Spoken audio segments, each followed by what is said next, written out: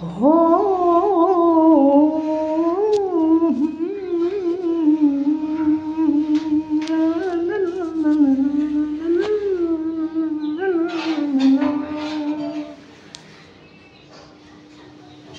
Hello Facebook friend, আজকে দেখতে পাচ্ছেন ভোরকন্যা গ্রামের আজকে এই কাজটা আজকে সম্পূর্ণ করলাম। আমাদের সাথে আছে আমাদের গ্রামের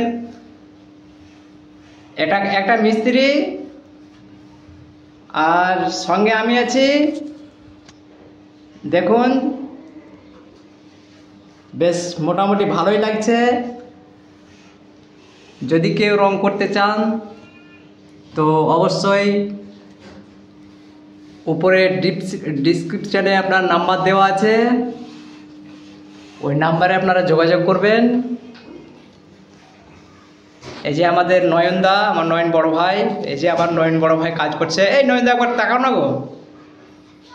হ্যাঁ, এই যে দেখতে পাচ্ছেন। হ্যাঁ, অবশ্যই লাইক কমেন্ট করবেন।